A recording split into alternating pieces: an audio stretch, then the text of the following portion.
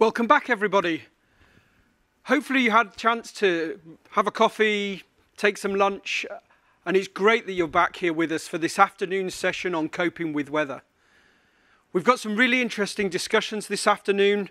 We're going to set the scene a little bit and talk about the situation generally and the role of instrument flying in general aviation. And that will hopefully lead quite nicely into the basic instrument rating. We're also going to talk then about landing at non-instrument runways and move on to talk a little bit more about how we can reduce the risk of mid-air collisions, particularly in reduced visibility. And then we're going to talk a little bit about instrument flying for people with US licenses. And then we've got the opportunity hopefully for some Q&A and keep engaging with the Slido again at hashtag GA2021. Keep the questions coming and thanks very much for the interaction that we've had so far. For people who might not have had the chance to join us this morning, just in case there's any questions that came up similarly to this morning, we will be recording the session here and posting it both on the events page and also on the GA community, potentially also in specific chunks as well, so you can view the individual sessions and what came out of them much more easily. We'll also be going through the Q&A, so we're getting quite a lot of questions, so it's likely we won't be able to get to everything that gets asked. So please don't let that stop you interacting and engaging. We'll take the questions away and use them to provide as many answers as we can on the community site in the coming days, and we'll continually update that. And it's great to get these thoughts and interaction to really help us understand what your challenges are for all of this work that we've talked about this morning. As we said, it's all about cooperation and collaboration, and you'll see that particularly this afternoon. We've got some great examples of the collaborative work we've been doing with different activities as part of the GA roadmap. But if we turn perhaps now to particularly, initially this topic of the role of instrument flying, Dominique, I know it's something when we look at things that have happened in terms of occurrences and accidents, we still see tragic things happening and weather playing a part in safety. Maybe you could explain a bit of the background and the path that we've been on to kind of lead us to where we are now. Yes, thank you, John. Yes, it's a topic that is for me very important. When we did analysis back at the beginning of the project, we discovered, of course, that weather was a key factor impacting our safety record. We organized in 2014 the first GA safety conference in Rome.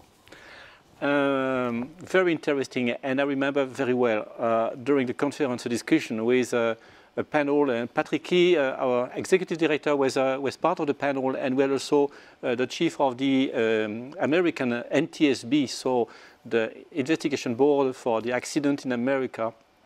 Interesting discussion, and in the discussion we discovered, I might be wrong with the number of the figures, but I believe it will be very close. More or less, private pilots in the US, 50% of them have an instrument rating, and in Europe, 5%. And at the same time, he was showing a slide showing a safety record and showing that the number of fatalities linked to the weather was much higher in Europe than it is in the States. So, of course, the reason could be many other factors like the different weather, different culture, and so on. But all in all, we said, oh gosh, we have a point there.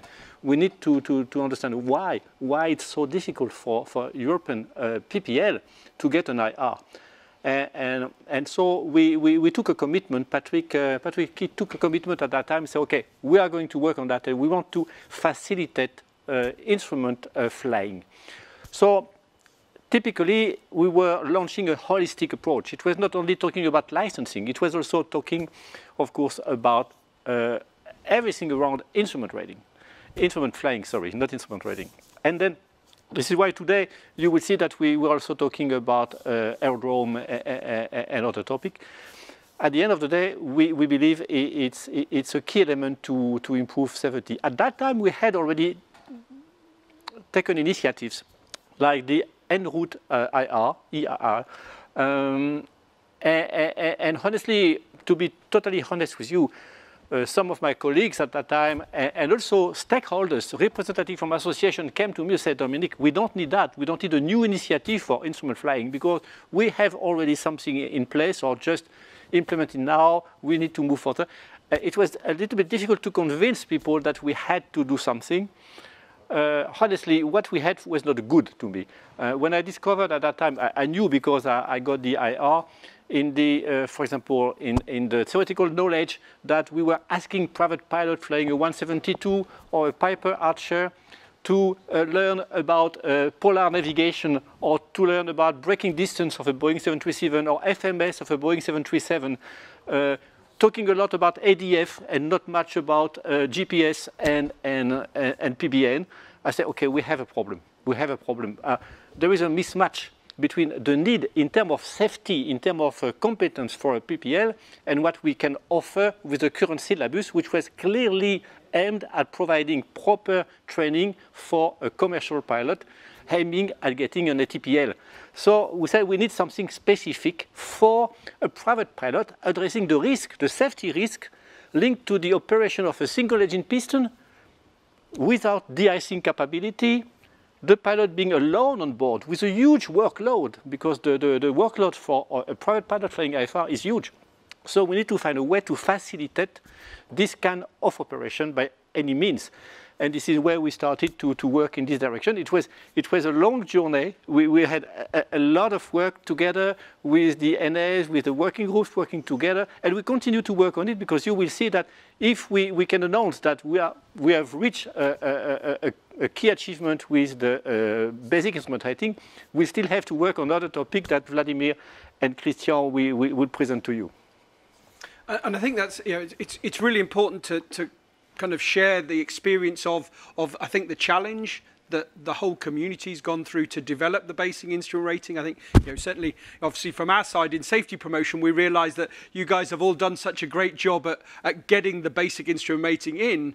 Now, it kind of passes the mantle to us, the task to us now, to help the community actually turn that into reality, and that to help as many people as possible understand what the basic instrument rating is and understand how to get one. There's so much work from our side, I know, to do, and it's part of the discussion that we're having here. I think that's really, really fantastic. And we start to build these, and as we'll see with the other topics this afternoon, there's so many different aspects to the whole topic that continually evolve, and it's this is where feedback and discussions are really good. I think we have lots of discussions, don't we, to see what's the it's always difficult to walk that tightrope of how to not do too much but do the right amount, and I know that's something that plays with you a lot. If I may take 1 minute, John. We want to promote instrument flying. Why? Because it's easier. It's safer. If you are a PPL, and as soon as you want to fly cross-country flight, especially cross-border, instrument flying is much, much easier. You don't have to worry about the complexity of the airspace with the TMA, Class D, Class C, restricted, danger, prohibited. All that is managed through your flight plan accepted by Eurocontrol. Then you receive guidance from the ATC. You are flying higher, normally flight level 80, 100 with a Cessna or a Piper. We have nobody there. The airliners are above, and most of the GA traffic is below. So the risk of mid-air collision is reduced. You are very often in controlled airspace, so your safety is ensured by the ATC. If you have an engine failure, you are higher. You have more time to take decisions, to prepare for a crash landing, and so on. I have a good friend in Germany. They are CPL now working with us and so on, and they are still flying. And they tell me from time to time, oh, we'd be happy to organize a trip to France, but we don't want to do it. It is too complicated. There is like a wall of airspace when you enter into France, especially military airspace, and they don't want to take the risk to make a mistake and get an airspace infringement. I told them, hey, go IFR. IFR to France is easy, and you don't have to worry about it. So you see, with IFR, you will fly more because it's easier, less stress, and it's safer. So, I think ultimately that's the basic. At a basic level, there's two solutions to coping weather. There's don't fly in weather or get better at flying with at instrument flying. And it's if we live in a climate that not flying is not necessarily an option, and you end up with how often would you fly if you waited for complete perfect conditions every day? It's really, really challenging, isn't it? So I think this is why why instrument flying is so important, is because we live in a climate and a location where it's really the best solution, and the better we get at this and the more we promote it, I think hopefully the safer we can be, and ultimately the more flying people can enjoy every weekend when the opportunity arises, because you look out the window and you go, well, I can do something perhaps that I couldn't do before. And you will see we really make it easy. We make it easy for you. We had a pragmatic approach with the colleagues. And you will see it is a very, very different approach, competency-based. There are a lot of novelties coming with this. And as you said, the only way to cope with weather is to expand your skill, to expand the scope of what is possible to you. So you get a bit of training and you go flying IFR and you start a new life in terms of pilot for your PPL, I believe it's. Yeah, it's really interesting. And I talked about Vendel, our colleague in the safety promotion team, and he's recently done his instrument rating, well, recently before COVID, towards the end of 2019. And it was really interesting to kind of, see this new world of aviation possibilities open up to him. And particularly when he come to the office on a Monday morning, having done, learnt more over the weekend and done more of this. And, it was literally like watching somebody's smile get bigger and bigger and bigger as this new world opened up to him. And to see that, within our own team happen was really, really interesting as well. And perhaps now's a good time to bring in our colleague, Christian Kucher. We've talked already about Dominique Boudevin and I this morning about what our own backgrounds and general aviation. Maybe you could introduce yourselves to the audience and a bit about yourself and how you got involved in aviation. Yeah. So hello, good afternoon everybody. My name is Christian Kucher. I'm working here at EASA as a flight crew licensing expert in the Flight Standards Directorate, particularly in the field of rulemaking. And as regards my background, I'm a lawyer, but I also hold a private pilot license for aeroplanes. Nice to be here.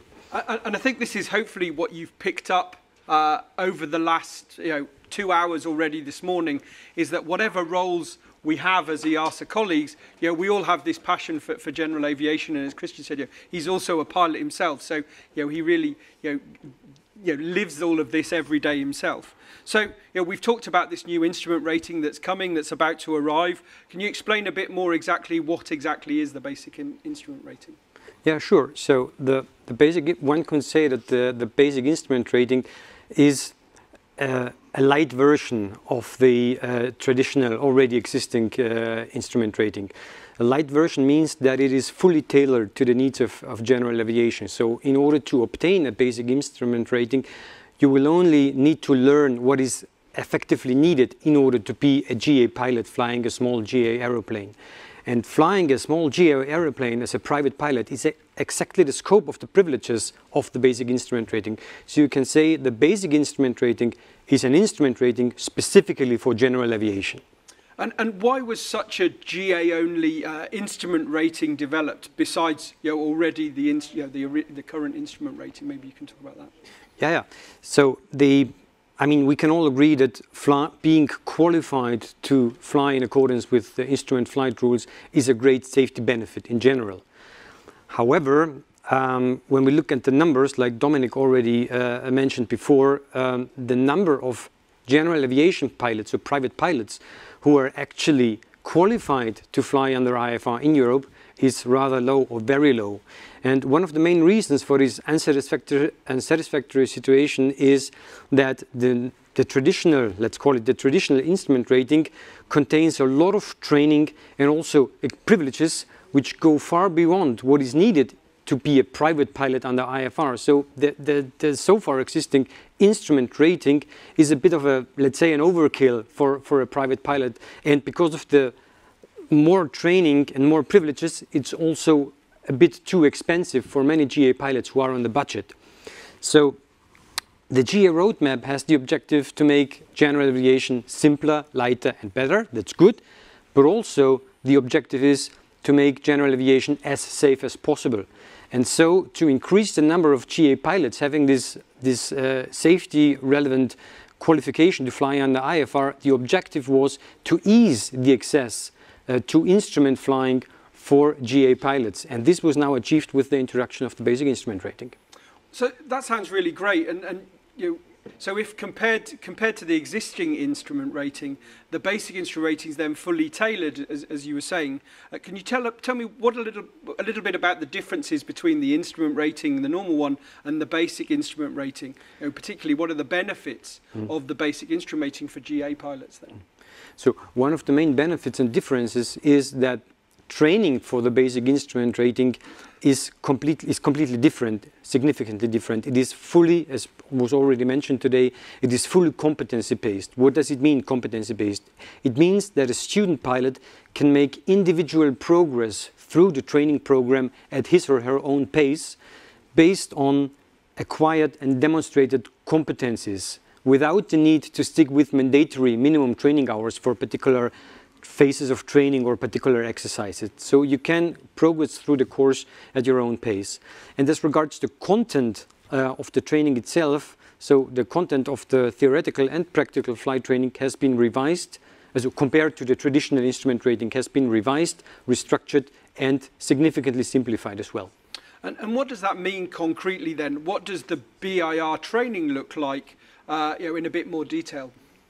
Yes, so let's start with the theory. For the theory part, the existing syllabus for the traditional instrument rating has been revised and has been significantly simplified, which means that all those training items, those topics which have been considered irrelevant for private pilots under IFR, all those irrelevant elements have been removed. So the theory syllabus has been significantly simplified and tailored to what is needed for a private pilot. And the structure of the theory course has also been modified, and the theory has been grouped into 3 modules, into 3 groups, let's say, in order to perfectly fit with the structure of the flying training part. And the flying training part has been also restructured into 3 blocks. We call it 3 modules. There is module 1, which is the core flying skills, so all the basic stuff. There's a module number 2, which is on departures and arrivals. And there is a module 3 on route flying skills. So these are the 3 essential modules. This is, in a nutshell, the flying training part of the basic instrument rating. There is a 4th module, which is optional only, and this is for if you want to have the basic instrument rating for a multi-engine aeroplane. So there we have all these asymmetric flight exercises and so on. But that is it, 1, 2, 3, and optional 4. And also the flying training has been simplified and tailored to what is needed by a private pilot. Additional benefits are that as regards the sequence of the training, you always have to start with module 1, so the basic stuff comes first, clear. But the subsequent sequence is up to the student pilot. So you could go module 1, 2, 3, but you could also go module 1, 3, 2. And an additional goodie is that this module 3, so the en route flying skills, they can be also completed outside an approved training organization with an instructor. Well, so that sounds like a great simplification and a lot of alleviations compared to the normal one. You mentioned earlier that flying small GA aeroplanes is exactly the same, in the scope of the basic instrument rating. So, in return for all of these alleviations and simplifications, are there any limitations on the basic instrument rating?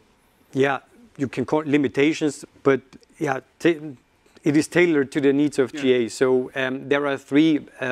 Let's say 3 groups of limitations. Let's say the first one is, as we said, it's tailored to GA. So you can exercise, so the basic instrument rating can be exercised only during non-commercial operation. So basically when you exercise the privileges of a private pilot license. The second limitation is that as regards the kind of aeroplanes for which you can use the basic instrument rating, you can use it only on single pilot aeroplanes for which a class rating is needed, excluding high performance aeroplanes. So in a nutshell, you can use the basic instrument rating to fly your single engine piston aeroplane, your multi-engine piston aeroplane, but for a bigger business jet, let's say, you would still need the traditional full instrument rating. And actually, we had a question here. We've got a bit of time. Maybe it's worth. It doesn't apply to helicopters at this stage, does it? No. Yeah. Not. Yeah, I didn't think so. I thought it was a good opportunity just to kind of do a left field, just to talk about that one. No, sure. So that was the second group, and there's a third, let's say, block of limitations, and that is operational limitations. So the decision height during an approach will always be a little bit higher, particularly 200 feet higher. So, for instance, if you go to an aerodrome where the published decision height for the runway is 250 feet, for the BIR holder, it will be 450 feet, so 250 plus additional 200 feet.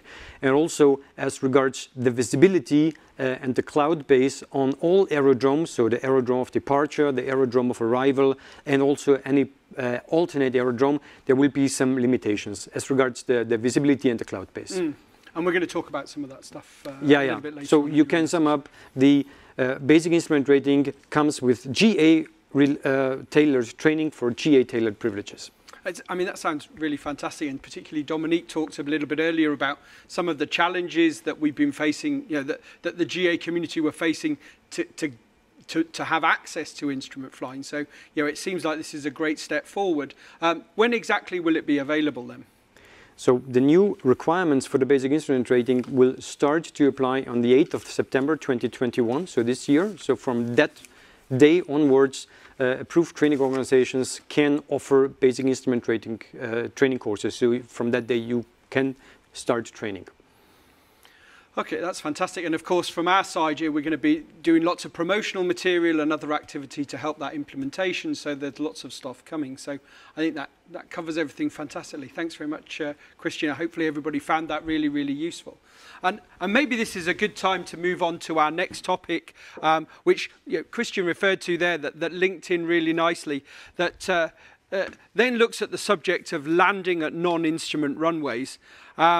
So we're going to talk about this specific activity now, and actually we have two new colleagues joining us, so if I ask them first to introduce themselves. So first of all, I'm joined by my colleague Vladimir. Vladimir, can you introduce yourselves to the audience? Hello John, very pleased to be with you and everybody online today, this afternoon. We have a beautiful day in Cologne, and I hope the weather wherever you are is as nice as here in Cologne.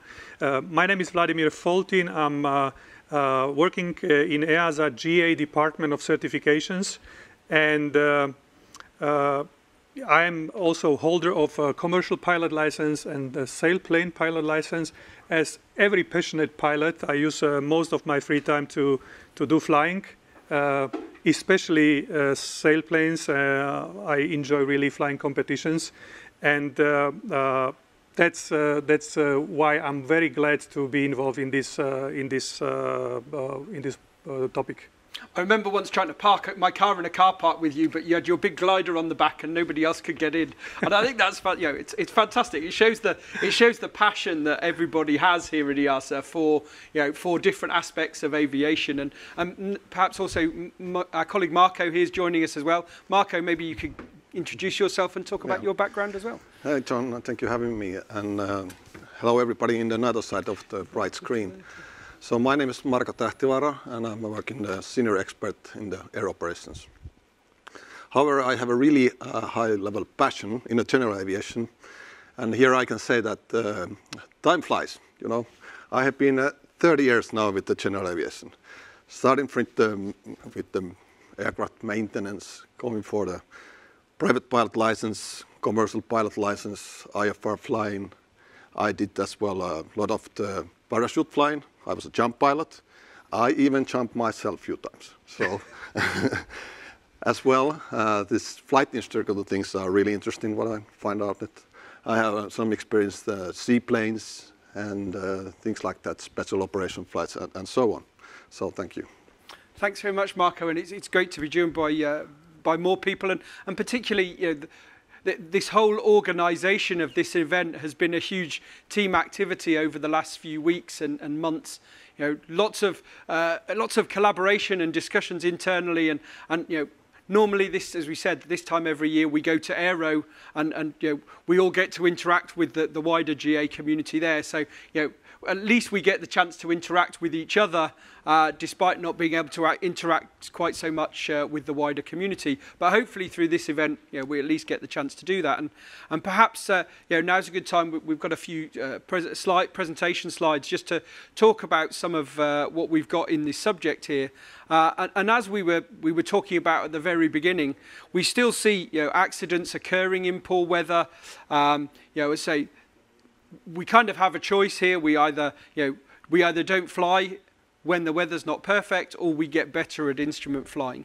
And as part of the changing weather that we see in Europe, the how we land at non-instrument runways is a key step in that, isn't it, Vladimir? Maybe you can start the Yes, John. This is absolutely true. Ratings, airplanes equipped for IFR, it's not really enough, and we need an infrastructure for that.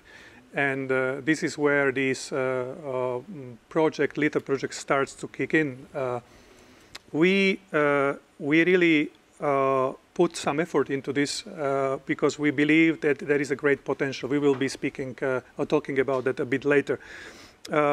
EASA GA roadmap, since it has been established, one of the major objectives was make IFR flying easier. And as I said, this is not only about ratings and licensing and training, it's also about infrastructure and possibilities to exercise those privileges. And this is where we want to help. We have, on that journey, realized we may have a partners. You have been talking about working together. And we have realized that the European GNSS agency in Prague, they have similar objectives. And one of them is promote and facilitate GNSS instrument flight procedures to all aerodromes. And we have quite some in Europe.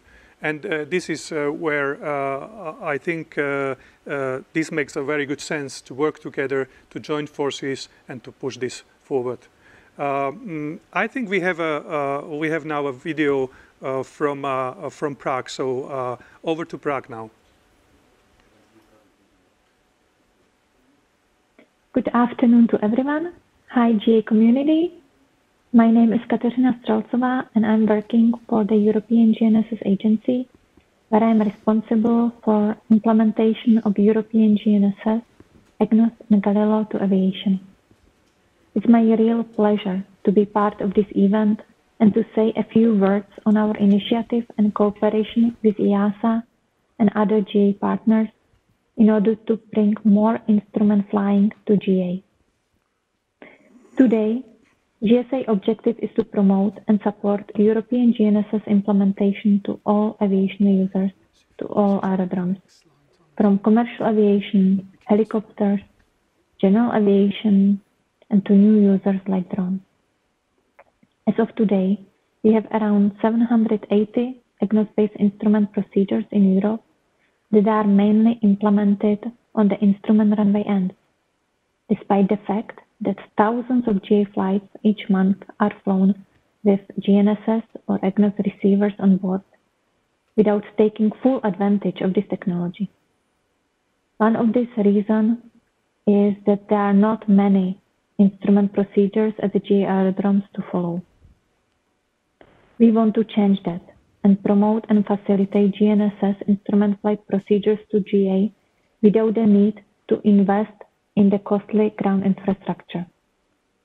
We are working on this topic intensively together with EASA, EGNOS service provider, GA associations, and aviation stakeholders. As first step, in 2019, we have issued safety promotion material that was introducing this topic as our first joint collaboration. Then, in March 2020, GSA created an EGNOS working group for GA community with EASA as co-chair, where we aim to bring national aviation authorities, ANSPs, general aviation users together, share the best practices, and work together on the development of the materials or any other tools in order to support GNSS instrument flight procedure implementations for GA.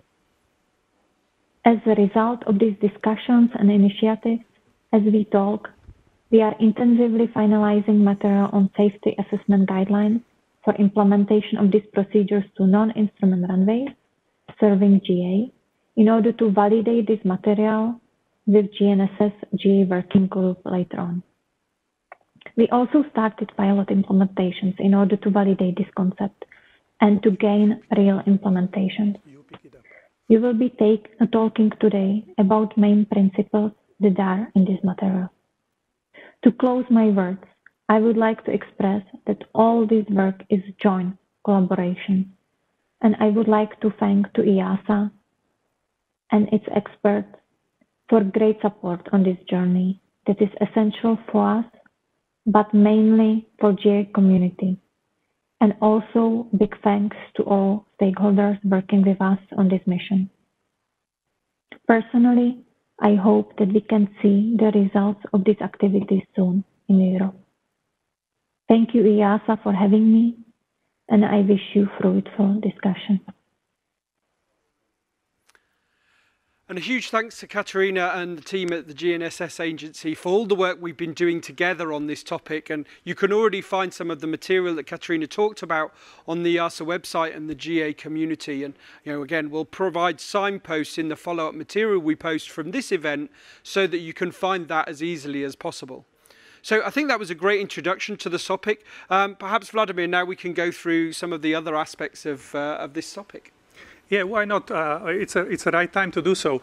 So building on those two objectives, which are very compatible between the two agencies, EASA and the European GNSS agencies, we thought that there is something to be done in this area.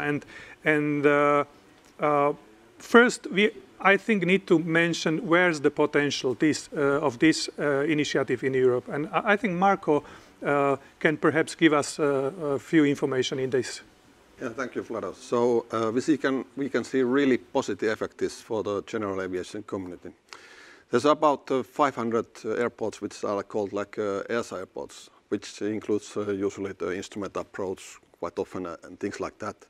But there's a huge potential behind. There's like 1,800 non-EASA aerodromes, which means when we establish this new thing, non-instrument runways approaches, there's a huge opportunity for the instrument pilots, like who get it, for example, a basic instrument rating and so on. And in addition, there is even the 200 military airports, so 2,000 airports on your hands. That's amazing for us. Yes, Marco. I think this could be a great potential for countries like Finland. You come from Finland. I can imagine that flying directly from one aerodrome to another without the need to go elsewhere could be a great thing. Yeah, it's absolutely fantastic. So you can think about all the advantages on this.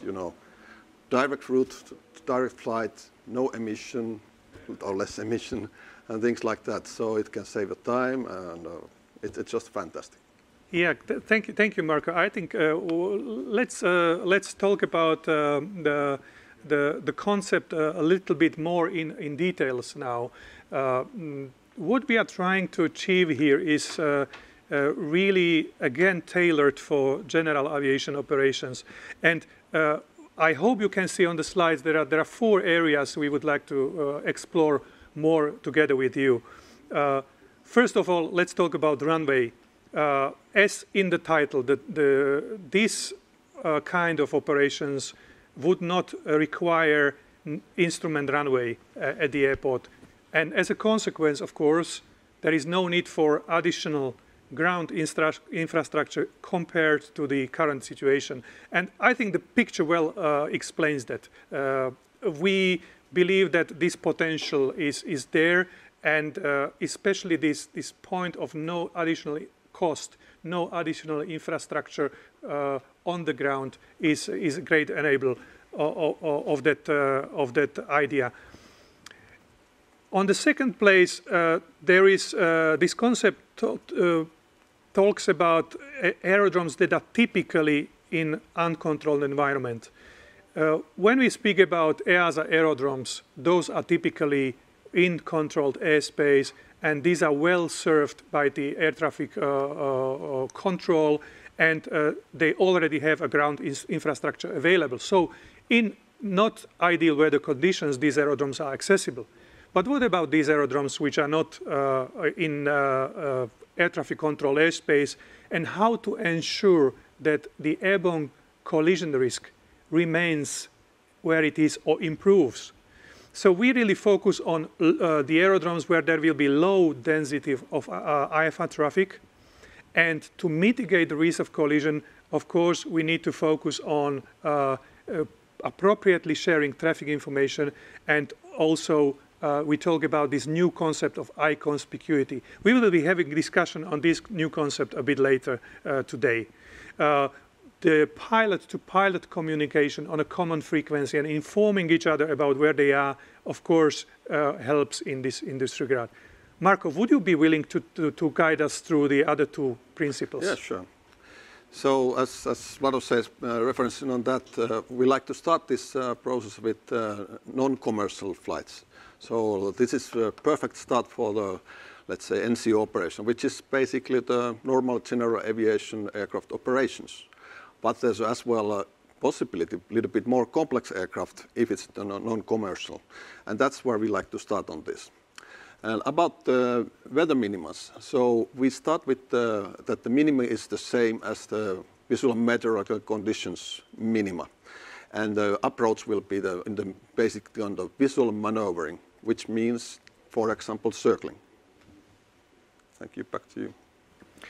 Yes, Marco. I think what we need to really mention here in this point, especially about the third principle, is that although we exclude commercial air transport operations in this work, in principle it's not excluded, because elsewhere globally these procedures are used also for commercial air transport. But we thought that we need to start somewhere in Europe to gain experience together, and the GA operations, low IFR density of traffic is the right place to start with. So therefore the focus is on NCO and NCC operations, as we call them, under EASA system. And as far as the minima concerns, one important point there to mention is that we are talking about the minima that are very compatible with the basic instrument rating minima that has been discussed just prior to this session, where Christian clearly explained how that will work. So we believe we may have a good toolbox for GA pilot willing to fly IFR in Europe. On another point, let's talk about the benefits of this, where we see the benefits, and let's start with safety. I think the two major risks or two major safety improvements could be achieved with regards to controlled flight into terrain or loss of control in flight. We believe that pilots flying on a predictable trajectory, well-trained pilots and competent pilots could avoid these risks or mitigate these risks to the level that we will have less unfortunate events in Europe. And of course, with the introduction of this predictability, we believe that airborne and more information sharing, including by electronic means, we believe the airborne collision risk could be improved in parallel to that. Marco, what about the environmental benefits? What do you think about that? Yeah, that's a really important aspect as well. As we all know, safety is number one, as explained, and but as well the environment at this point is coming really hot topic, and we have to really concentrate on that. And this new approach really gives the opportunities on there, because we will have a direct flights, point to point, that make us shorter roads, and of course there's a lower emission, and that's really important. We all like to improve these things, and further on there will be the electric airplanes, all that kind of stuff. So we really concentrate on that and like to help the general aviation community on that one as well. Thank you, Marco. This was very well explained, and we should not forget also that in terms of innovation, this may look like something very new for many of people who are listening to us today, and we need to mention that this is not new elsewhere in the world. So it's a novel project, novel approach in European context, but it's not novel globally. There are some experiences we can build on. Therefore, in the working group mentioned by Katerina, earlier, also the FAA participates, and they provide some very useful guidance and material to our discussions there. What I believe is important to mention there in terms of innovation, that there are thousands of planes already equipped with very modern avionics, including synthetic vision sometime, very similar to the cockpit of an airliner. And there is a great potential to utilize those features and that avionic to improve safety. We have a building block of training and licensing system. We have appropriate planes. We need appropriate infrastructure. And of course, the concept itself, because it doesn't require any additional ground investment, is very scalable and flexible. It can be deployed beyond operational hours of air traffic services at the airports to serve late arrivals or early departures of general aviation, or could be deployed at aerodromes where it was never deployed before. So we believe that this hopefully explained the concept to quite some extent, and then people could understand. Of course, we welcome your feedback online via Slido or later on our GA community website. I think it's the right time to introduce the second video we have prepared for you. In this video, I would like to invite all of you who are interested to contribute to the work just presented during this session to raise your interest to EASA and provide your email to Marko and Vladimir. I will be very happy to include you in the distribution list of the working group and work together to pave the way forward for these implementations. We are really happy to take anyone on board. Finally, GSA wants to support real pilot implementations in order to validate the concept and also to facilitate these implementations in future, as this is very essential to create real examples. We have just started some implementation under Aviation Grant Program, and I would like to invite all the aerodromes, airspace change initiators, and aviation stakeholders who are interested to implement EGNOS-based instrument flight procedures to non-instrument runways to check GSA websites and under the opportunity section to look for the new grant that is open until the 19th of July 2021. Because one of the activities to be funded is LPV to aerodromes without air traffic control or non-instrument runways. Thank you for attention. I'm looking forward to your feedback and our joint work on making this change happen. Goodbye. So hopefully you found that little video from follow-up video from Katerina really useful, and I think now's an interesting time for us just to quickly perhaps reflect a little bit on the subject before we move on to the next one in a few minutes. And maybe one of the things to point out, it's kind of an interesting logistical challenge here we've got here in the studio in our meeting room here in Cologne, because we looked at with the social distancing, we have a few moments, as you can see here, we've got plenty of distancing, but actually we've got some sessions where originally we were thinking, well, perhaps we could get 4 people on the stage, and actually when it came to particularly when it comes to answering questions later, you'll enjoy perhaps me jumping around trying to handle the logistics of getting the right people on and off the stage from one second to the next. So, bear with us on that. It's all part of the real world of kind of dealing with these challenges, and hopefully, it won't detract too much from the discussion. But I think it's, coming back to the topic we're talking about, it was interesting, from my side, obviously from the safety promotion team, we work with colleagues from across the agency on all sorts of different topics. And I remember the first meeting we had with Vladimir, with Marko and with Katerina and some others on this subject. And even from my side, I was kind of a little bit, trying to get my head around what it was we were trying to do. And initially it seemed quite a small topic. And I think, you know, it was interesting. It took a while before I realised quite what a game changer this was, and particularly what, Marco, what you were talking about with, you know, quite how many aerodromes this makes available to people that perhaps we hadn't thought of before. Maybe, Vladimir, first, maybe you've got some kind of final thoughts on this particular topic and what it really means to the GA community. Yes, as we've been discussing. Thank you, John. This was nicely said. We saw this potential also a bit later. We thought that infrastructure is needed. Controlled airspace was very busy in 2018, 2019. We thought that we need to address it differently, and we came up with this collaborative work with the GSA. And of course, it makes very good sense for expanding IFA flying to every piece of airspace in Europe. It's what really and drives us here in EASA, that we see a clear connection between this work and safety of GA in Europe. If we can improve safety, if we can help to save lives, that matters to us, and we really put some effort into this.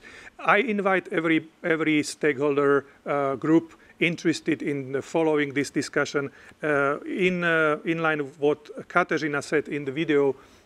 Please feel free and join us in the working group to discuss these matters, to discuss implementation.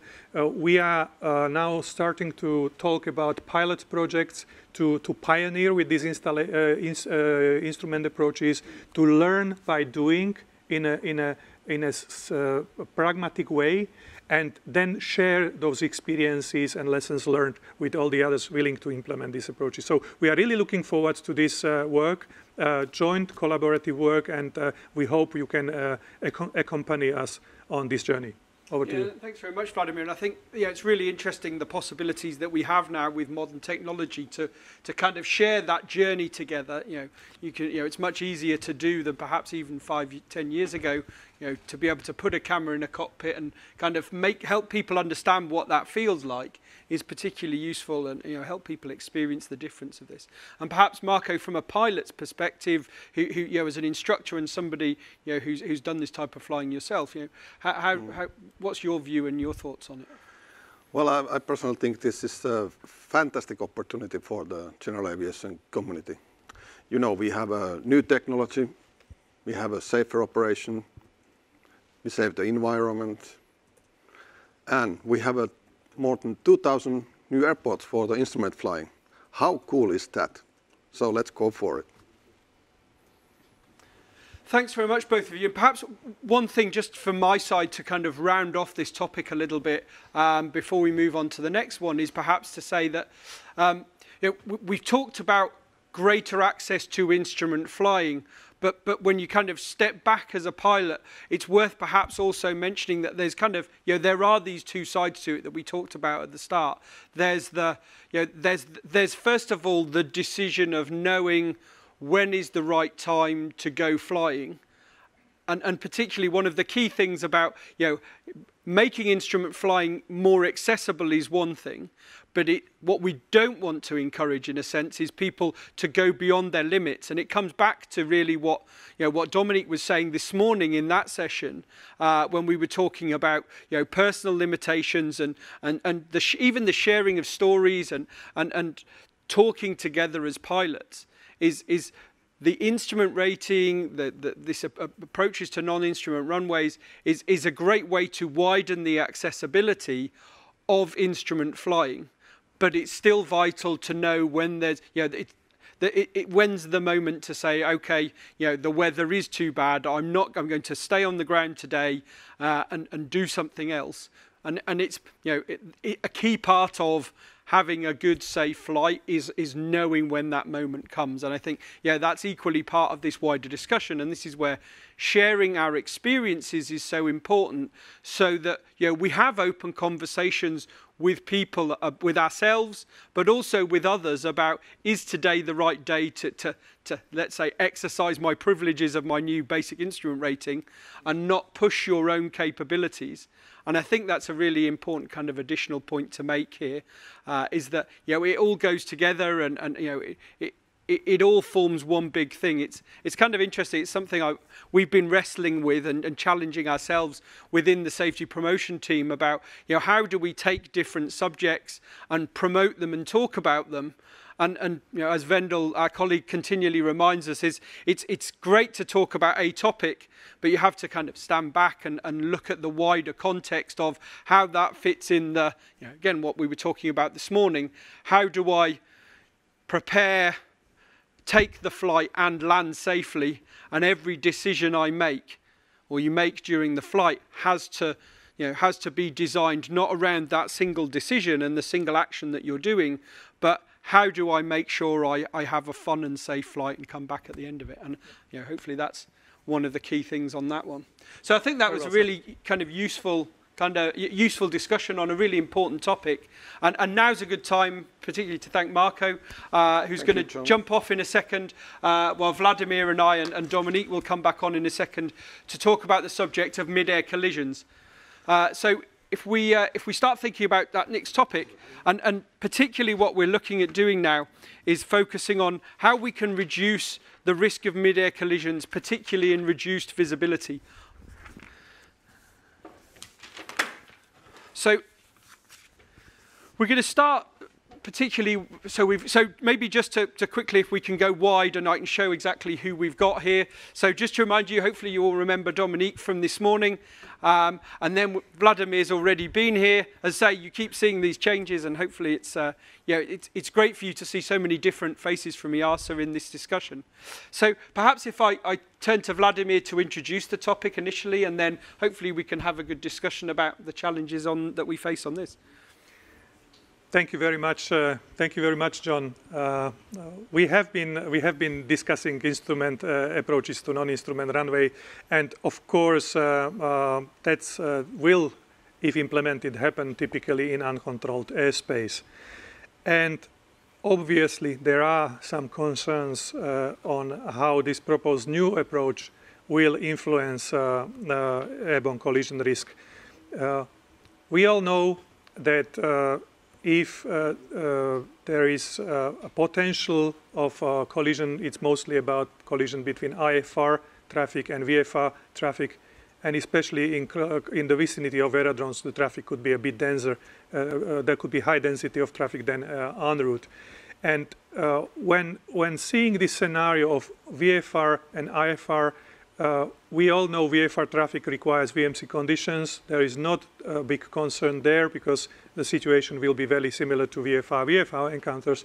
But if in case the IFR traffic steps in and there are some clouds or poor visibility, of course the risk needs to be managed during the cloud breaking and during these poor visibility situations. So we have therefore thought that there is a need for closer look on these aspects as well as part of the previous concept. But more broadly, there have been some great work in EASA done in this regard, and we would like to share with you some pieces of that work we have done in EASA on airborne collision risk. I think we have prepared the presentation. So with every work you take in EASA, our baseline is safety. And what we have done back in 2019, we have had a look on safety data available to us, and we have collected especially all fatal airborne collisions that have taken place in EASA member states. So based on those data, it's quite reliable data because when there is a fatality, normally this event is well known, and these unfortunate events are publicized. So this data set indicates that there are fatalities and accidents happening fairly regularly in Europe, and that's very unfortunate. On the year when we have been concluding these statistics, the number of fatalities was 19 per year, only for this one safety key risk area. So it's quite a number. And when analyzing this data further, there were 60 fatal collisions, which means 6 per year, and that number is pretty stable over those 11 years. But in terms of fatalities, you see the blue line growing, or was growing at the time, and there were total 137 fatalities, which on average is we are losing 13 souls a year just because of this risk. Then when we looked at the further information related to those accidents, unfortunate accidents, all of them involved uncontrolled traffic. There was always uncontrolled traffic involved. There were a single case where there was traffic under air traffic control involved in this, and that's very good result for the ATC here.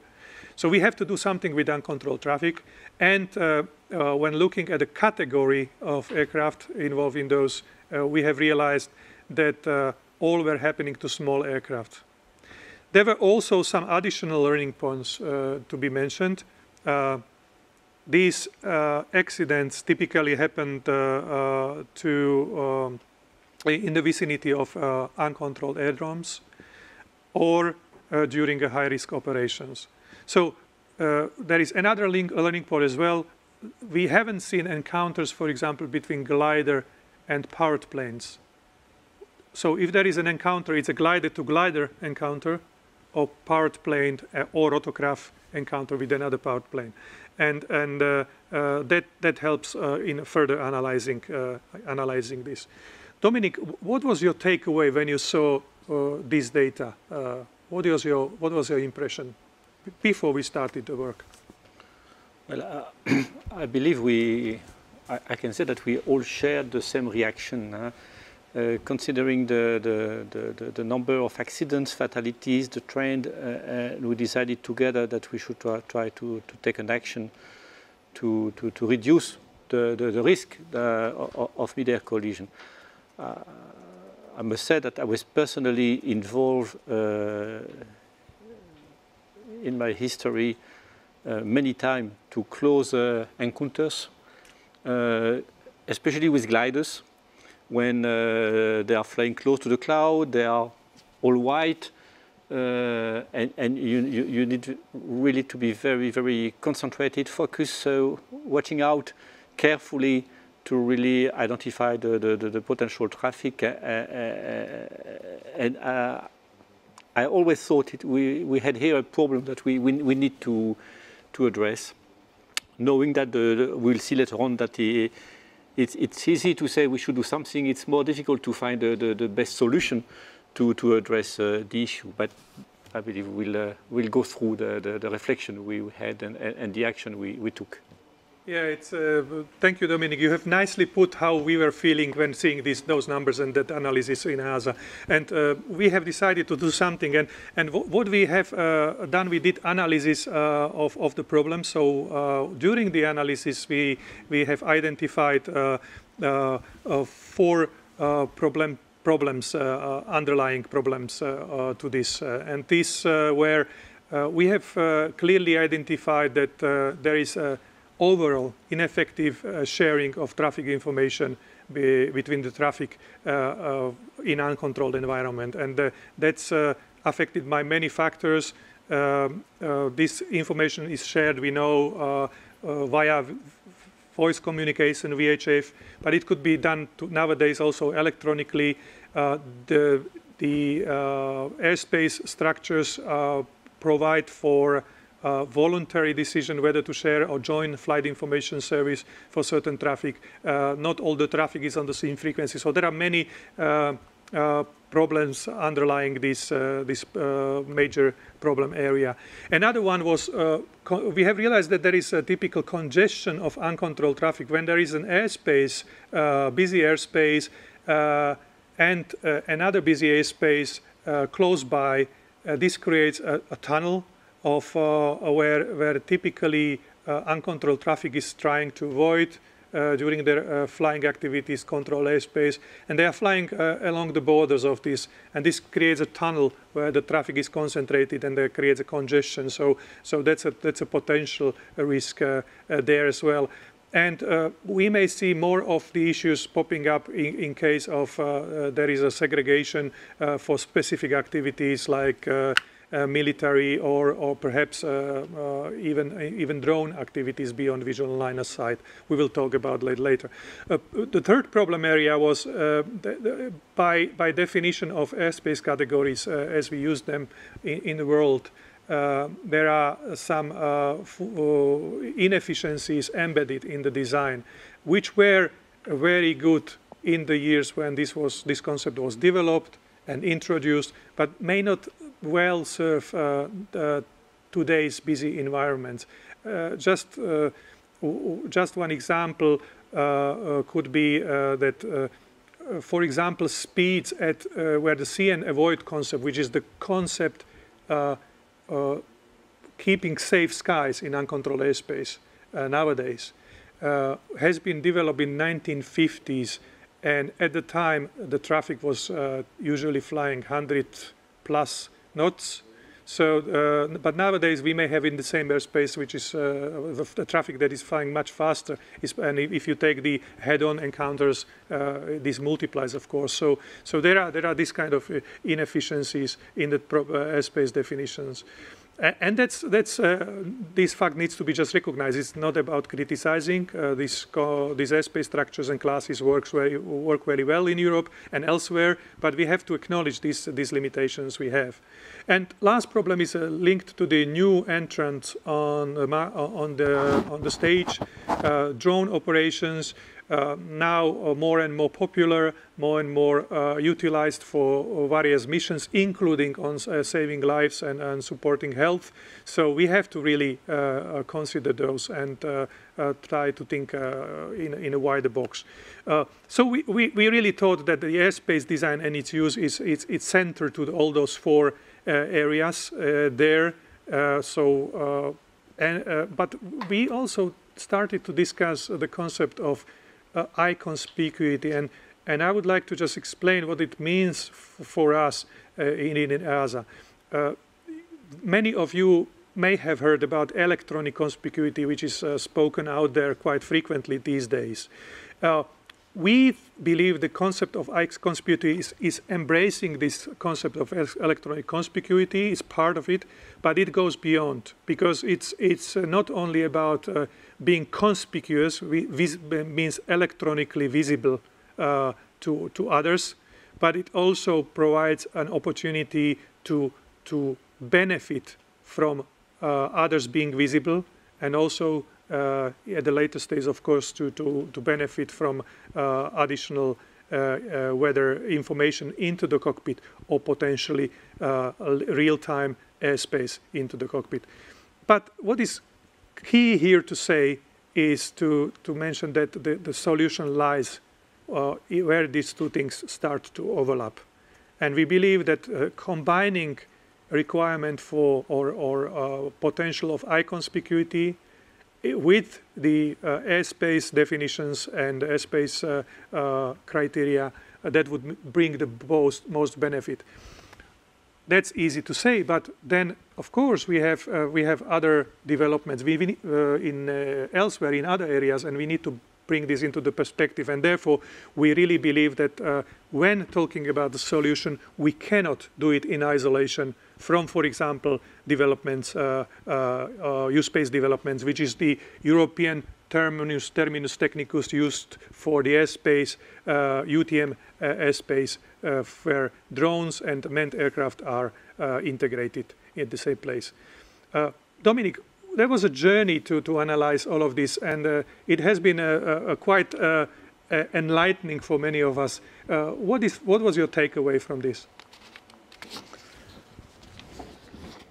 Maybe the message to our attendants, because I know since the beginning of your presentation, Vladimir, I can hear people from the audience think, but okay, why not adopting the solution that the FAA has adopted in 2020 with a ADS-B mandate, ADS-B on 1090 for the commercial operation, ADS-B, so UAT 978 for GA.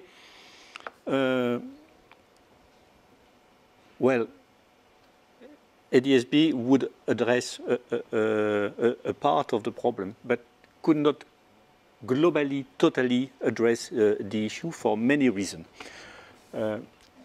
We had a question today on Slido concerning Annex 1 aircraft. So typically ultralight or collection aircraft, all aircraft, but we talk about airspace here and risk of mid-air collision. An example where ADS-B on 1090 would not help too much. Personal experience, personal takeaway, or I was flying from Colmar to Dijon with my TB20. VFR this day, beautiful day, sun shining, and we're flying over the Alsace, and we have between Alsace and Vosges in France, we have small mountains, Grand Ballon. The French will know. I was flying 5,000 feet, and I'm flying with my family, mainly my wife. And she's taking care. She's not a pilot, but she's always helping and doing some task for me in the airplane. And at a point where we were flying close to this mountain, she said, "Oh, Dominic, there is someone." I say, "Someone?" Normally, she would tell me, "I see a glider." "Oh, there is an airplane." But she told me, "There is someone," and she was panicking a little bit. I couldn't see too well, so I tried to watch over the instrument panel. And yes, suddenly I see a guy hand gliding. So the guy was looking like in a, I don't know, in a camping bag, you know, when you are sleeping, and she could not see really the wing. She could see someone. And said, "Wow," just did a maneuver to avoid the guy. Could you imagine that this guy could buy an ADS-B 1090 transponder to be conspicuous? No way. No way. It doesn't work. So here we talk about airspace user. We are not talking about, of course, if you are, I don't know, used to fly into your Bonanza, and you will tell me, but we have the solution. I have transponder mode S, extended squitter, 1090, I'm conspicuous. Yes, but you will not see this hand glider. And the gliders themselves, they are all equipped with FLARM. They want to hear only about FLARM. Tell them, remove your FLARM, and now you will equip with UAT 978. The guy say, "Hey, no way." Because FLARM is not only to be conspicuous. FLARM is equipped with SOLT because they have designed an algorithm which is tailored to the need of a glider activity. And this is why they sell it so well. So in America, they don't have so many gliders as we have in Europe. But if you go to the south of Germany, south of France, you will see the thousands and thousands of gliders flying. You can see them all on Flight Radar 24.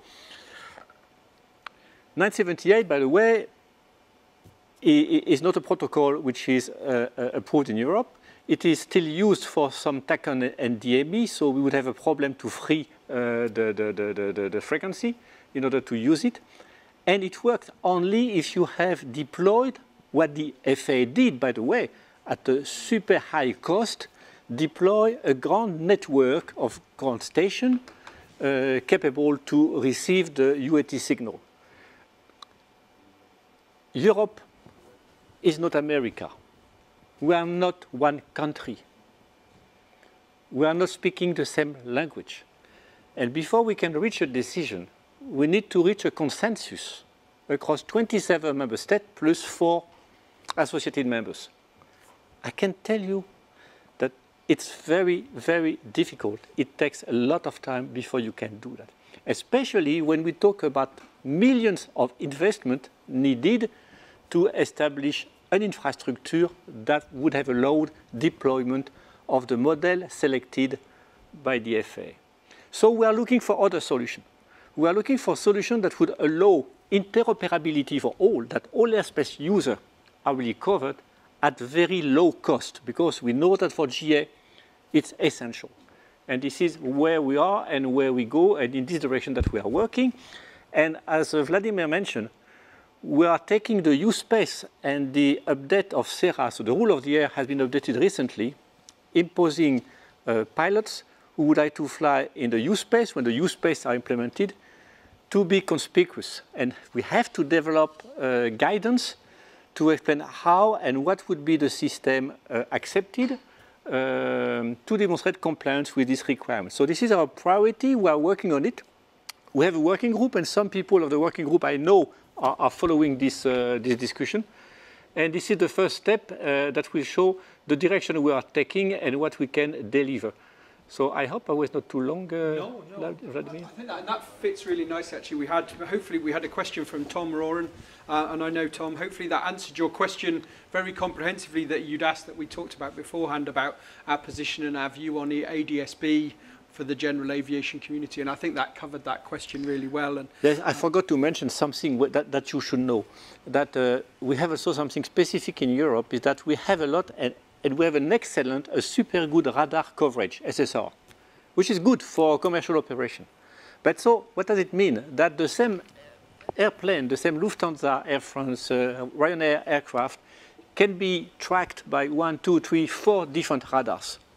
Plus the activities of the TCAS, it means that today, this 1090 MHz frequency used for transponder mode S, ADS-B out, and TCAS, is in some places in Europe close to saturation. So we cannot add more traffic on this frequency. And by the way, ICAO and the FAA, they've banned the use of this 1090 frequency for the drone, showing that they are sharing the same concern. So you see that this topic is extremely complex with a lot of constraint. It's very interesting. And we are working hard to find a solution that will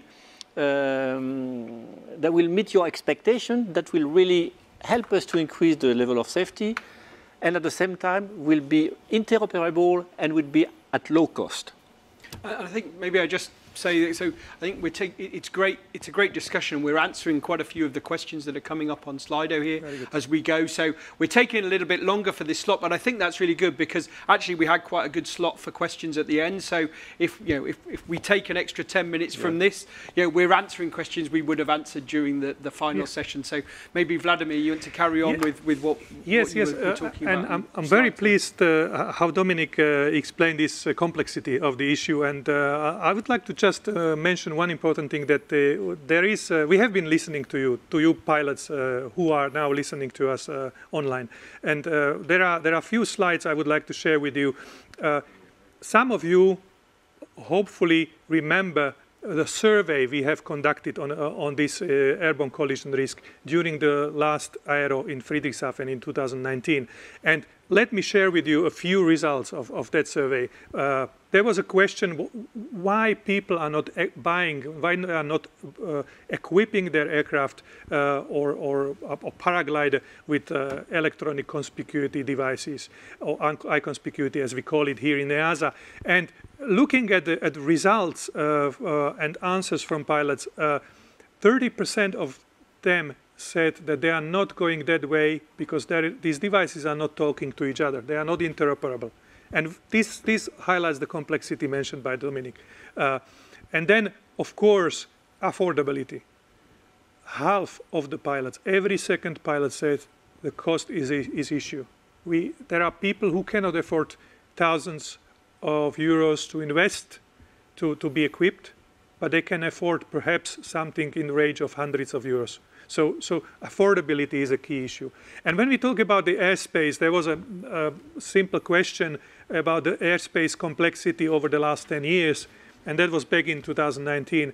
And 80% of the pilots clearly answered the complexity at that time was increasing over the last 10 years. And put that in the perspective of drone operations and some reserved airspace perhaps, and that makes the complexity even worse. So this is the feedback we have got from the pilots, and we are very glad for that. We thank to all of those who participated to the survey. It was very valuable feedback to us to confirm that the findings of our analysis are correct. I just want to say a few words about what we do in EASA in this regard and what we plan to do in coming years. Based on these analyses and studies, we have developed several actions. Now you can see them on the slide.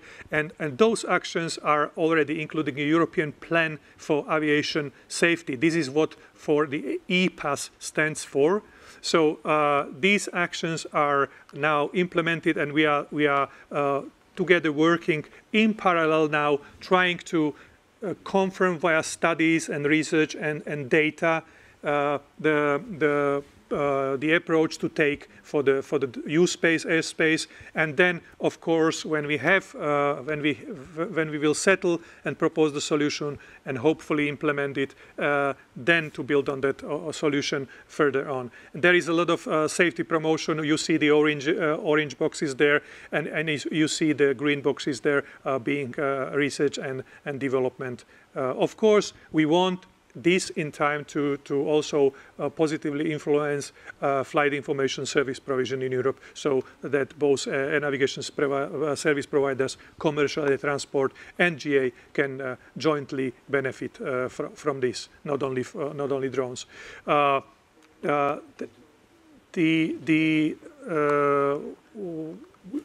The other points there, and let me just conclude on what we in EASA have done so far in the last months in this area. And I would like to invite you to have a look at EASA website for general aviation. We have also our general aviation community site. And there you will find an interesting comics. Many of you may know the comics Sunny Swift. These are short stories. We are trying to highlight the problem and especially the solution for the problem to general aviation community in an easily explainable language, in an easy form that will not take too much time. And the good thing about this is that you mentioned in Europe we speak different languages here. And this Sunny Swift story is translated to all European Union languages. So those of you who are not comfortable to read in English or other languages, you can really find those stories in your own language. And our colleagues in EASA put a lot of efforts into translating it. And I think actually that's the story of how the Sunny Swifts are created within the agency actually is a really nice one in itself. I think it's been the back. And actually we've got it. This backdrop that we have here. It's drawn by actually one of our, and the Sunny cartoons are drawn by two of our own colleagues in their spare time. This backdrop as well here by Elena and Monica, who do all of the Sunny Swift cartoon drawings.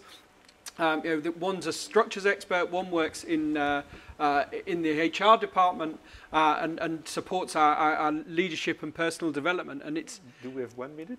We have Dominique. Yeah. Because Sunny Swift for me is really a very important outcome of our team spirit. When I got the idea the first time, I knew exactly what I wanted. I wanted this instructor, a young lady. I had a clear vision about what we should do with Sunny Swift, and say, okay, but I don't have the budget. We don't have the money to do it, but I would like to do it.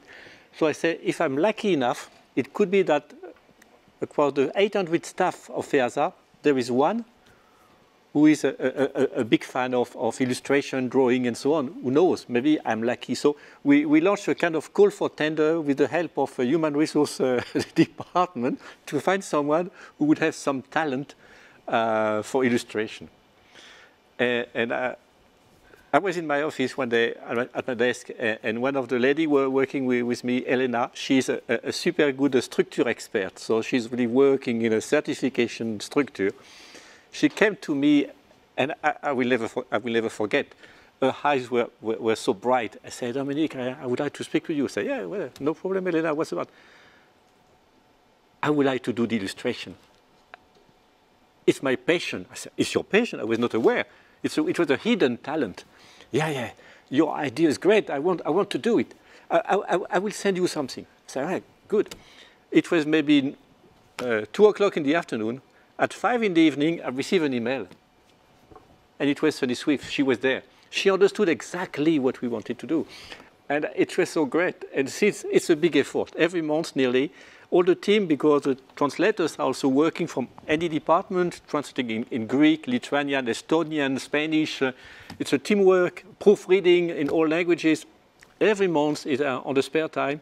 But it is helping to bring people together. It's a big team exercise across the agency, and for me it's a wonderful adventure. And I hope it serves the purpose, and that you are happy to read the episode. I know that there are some criticism. I read them all, but all in all, I believe that there is a big benefit to communicate with Sunny. And I think it's a really great example of the collaboration. And I know we have some people outside EASA as well who support where we don't have languages covered by people within the agency, so it extends outside EASA.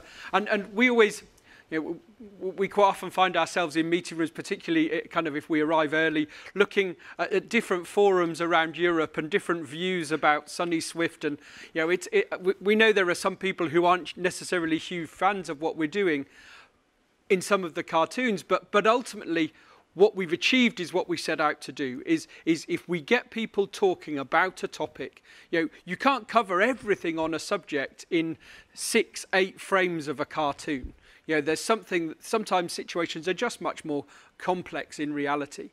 But really what it's about is to bring a community together across Europe with something that's translated in all languages that brings the European GA community together, and hopefully at least getting people talking about a specific topic. And I know that was the vision that Dominique had from the start, and we're at issue 26, 27 now, I think. And it's been running now for more than 2 years, and it's becoming. It's more than 30. More than 30 now. Yeah, sorry, I'm getting out of track with where we are. So it's running fast. It's amazing the difference it makes, and perhaps this gives me a good opportunity to come in, perhaps on a couple of questions that we've had, a couple of comments, and then just quickly get a last point from Vladimir. So one of the questions that we got. Kind of at the start of this was from Borja, who asked about the graphs that Vladimir had showed, and that the fact that they were obviously the total number of accidents and fatalities rather than relative numbers. And Dominique touched on some of the challenges that we do have at collecting flight hours. You could imagine if we said to every single pilot who was flying in Europe, every time you fly, you need to go into an EASA database and tell us how many hours you flew so we can draw a nice graph. Now, obviously, that's not practical. So we have to find different ways to do that. And actually, it's a great opportunity to mention the Gamma survey that we've tied, again, another collaboration as part of how we can do that.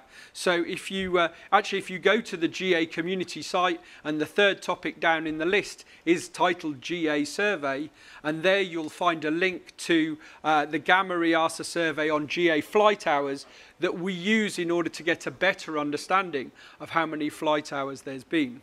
So that's a really important, useful thing, and hopefully helps answer that question a little bit on that one. And actually, just in the discussion we had, it reminded me of something one of our colleagues had found, and we're talking about different equipment, and it was a picture that one of our colleagues shared with us last week. And one thing perhaps definitely to mention is it's obviously great if you have different devices, but particularly if you're putting a screen in the cockpit. It was a picture of it was a glider, I think, with a device, but the device had been installed in the view out of the canopy and actually restricted about 40% of the view of the pilot looking out of the aircraft or out of the glider.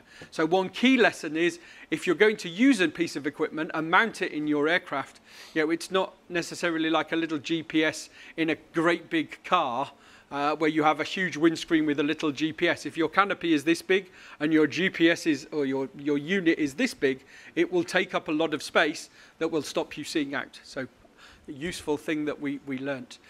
So anyway, maybe Vladimir, we just come to you for some last points on this right, topic. John. This was very well said, and I must say that I really enjoy these Sunny Swift stories, and I would like to raise your attention. There are few Sunny Swift stories which are related to airborne collision risk. I will just name a few. There is number 5, Turn It On. Number 29, see and avoid. Number 22, make yourself seen. There are 2 on airspace complexity, number 19 and 20. So please have a look at our website. SunnySweet is there. You can access it in all languages, and it doesn't take much to read. So it's always about one single point. And finally, before we close this very, very interesting discussion, I thought I would like to mention that there is out one interesting document out for consultation. Some of you probably follow that very closely. Certification standard for standard changes, so CS-STAN as we call it in short in EASA. We have prepared issue 4 now. It was very successful and popular way of managing airworthiness of aircraft, installing new devices, offering new innovative technology into the EASA aircraft. And there we are proposing 3 new things I would like to mention on iConspicuity. The first one is we are allowing now with a new CS-STAN SC005 possibility to broadcast GPS or GNSS coordinates using Mode S certified transponder. So anymore no certified GPS is required for those who are not required to comply with ADS-B out requirement. They can start to broadcast using the Mode S transponder the coordinates, and this will allow the others to see them when collecting the signal on 1090. So there's one important to mention. Another one is concerning FLAM. It's standard stage 51, where we have now expanded the concept to some additional aircraft, but also to smaller rotorcraft.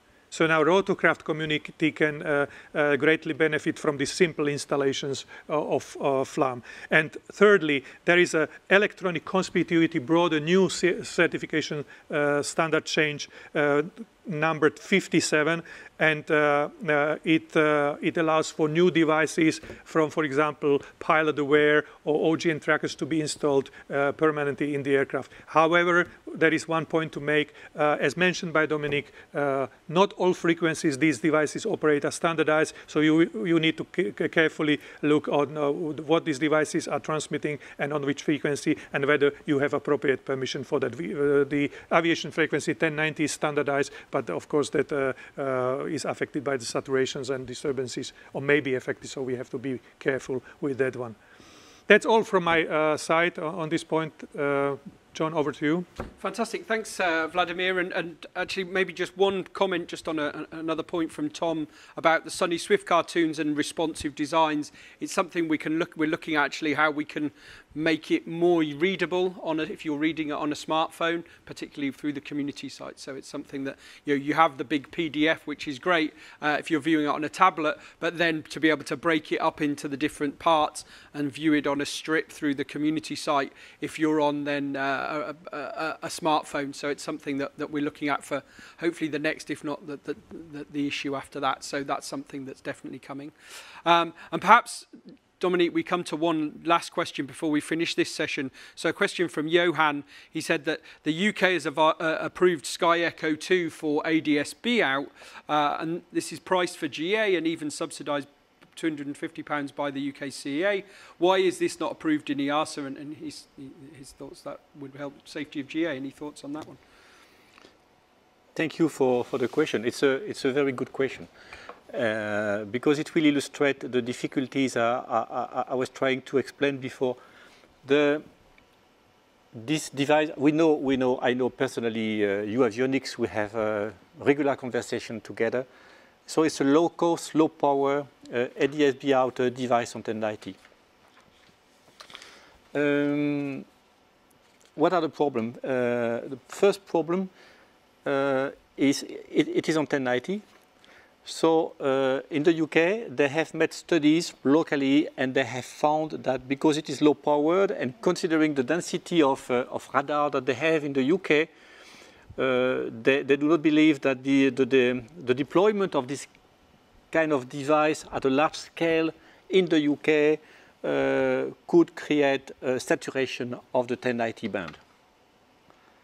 But the situation in the UK is not the situation in Frankfurt area.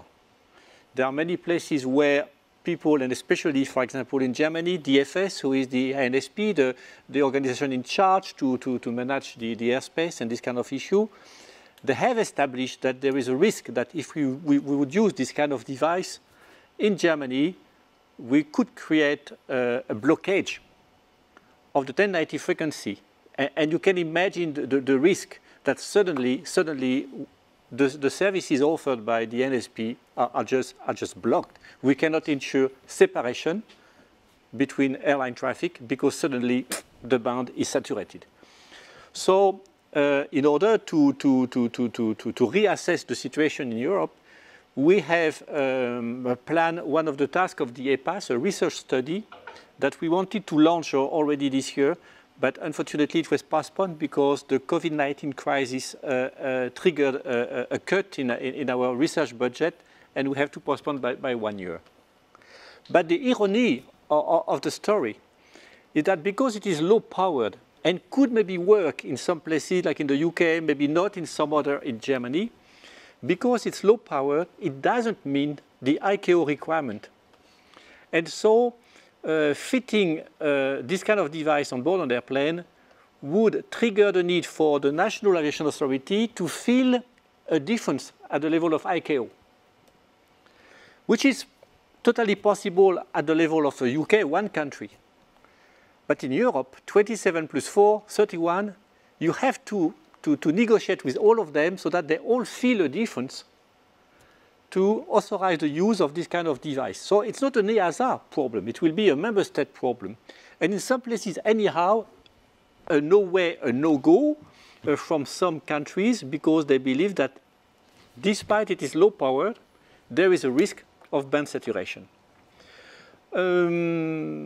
So you can imagine that you are flying from the UK, you have invested in this low cost and nice piece of equipment, and then you are flying across the border, you have to switch it off because it would be illegal to use it in another country.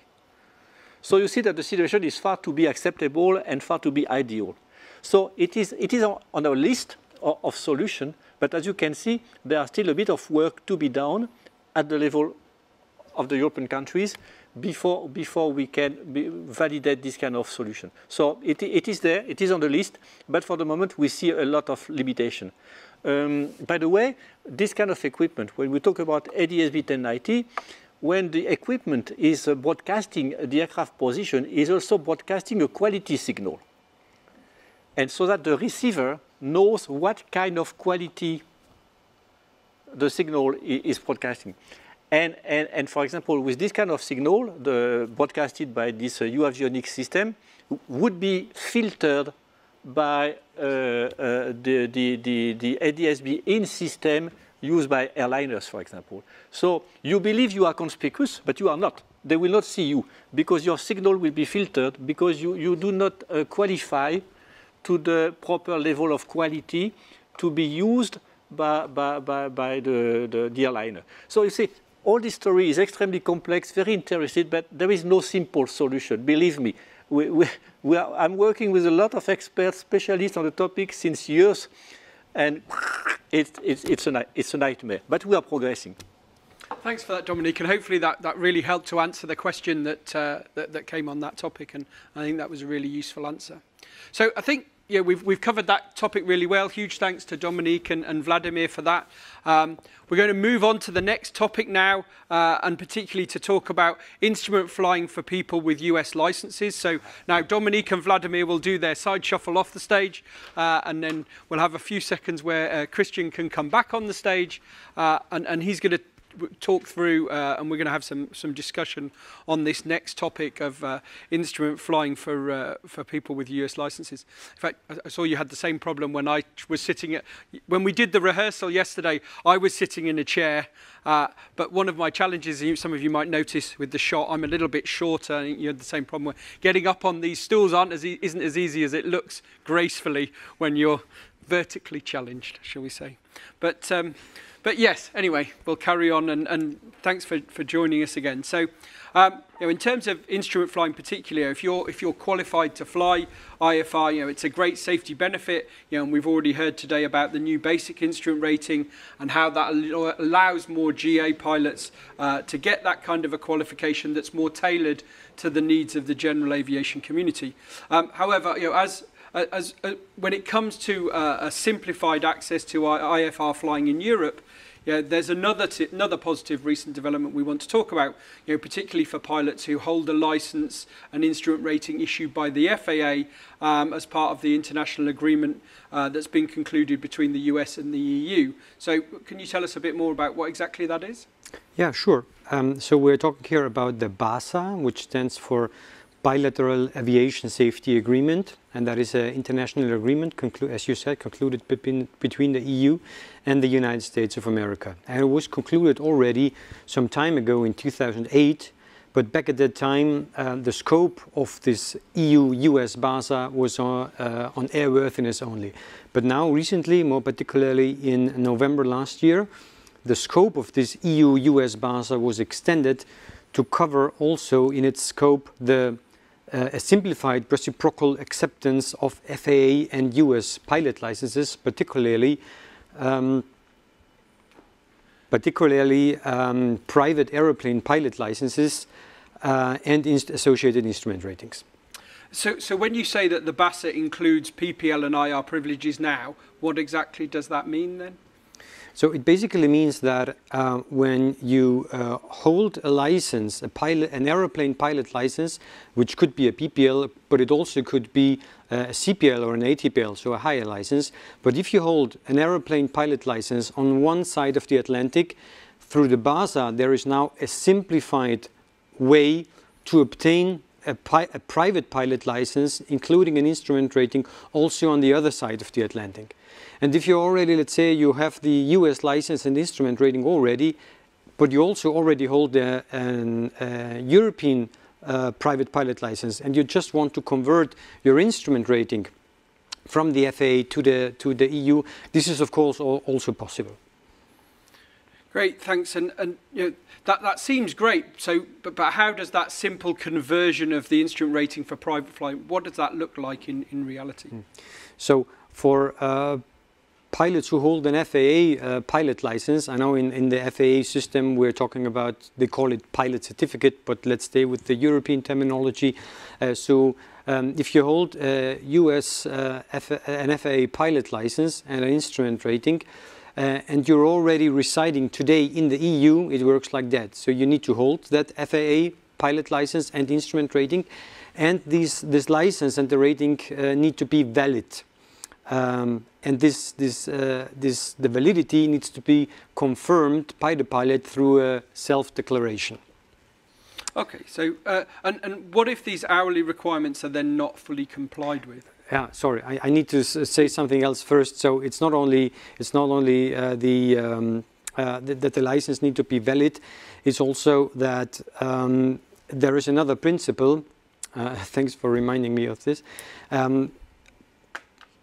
When the training that was conducted in the FAA, under the FAA system, in order to obtain the FAA license or the instrument rating, so that training need to be equivalent to the training that is needed under the EU system. So what does it mean? It means that if you look at the EU requirements for the instrument rating, in order to obtain an instrument rating for single-engine aeroplanes, you need to undergo 50 hours of training, or 55 if it is for multi-engine airplanes. So if you want to go through the BASA now, the training that you needed to that you did in the FAA must have lasted for at least 50 or 55 hours, depending on whether you going for a single-engine IR or a multi-engine IR. And the additional question, if you do not comply with these hours, it is possible under the EU system to fly the missing hours at an ATO. Okay, that makes sense. So after a pilot complies with these requirements, so what happens then? So when the pilot license and the instrument rating are both valid and the validity has been self-declared, the training has been completed equivalently would have been required under the EU system, then there are two steps. First, acclimatization flying in the EU, and second, a skill test. The acclimatization flying needs to come first, before the skill test, and the purpose of it is to make the pilot familiar with the European airspace, particularly in the context of flying IFR. This acclimatization flying will take place at an ATO, and the duration of this acclimatization flying will be based on the individual needs of a pilot, of the applicant. However, there will be cases where this acclimatization flying is not needed, and that is when you already have obtained particular experience as pilot in command IFR, under IFR. So if you have obtained already a total experience of 50 hours as pilot in command under IFR in general, doesn't matter where, then you do not need this acclimatization flying. Or if you have obtained already 10 hours of pilot in command experience under IFR within the EU, so already in EU airspace, then it will also not be necessary to do this acclimatization flying. But when this acclimatization flying is completed as needed, then the next step would be the skill test. So, and the skill test would also include oral examination of theoretical knowledge in the subjects air law, communication, and flight planning and monitoring. So there's no need to go for a written examination at the authority for this situation? No, not in the first place. So you have this oral examination as part of the practical skill test.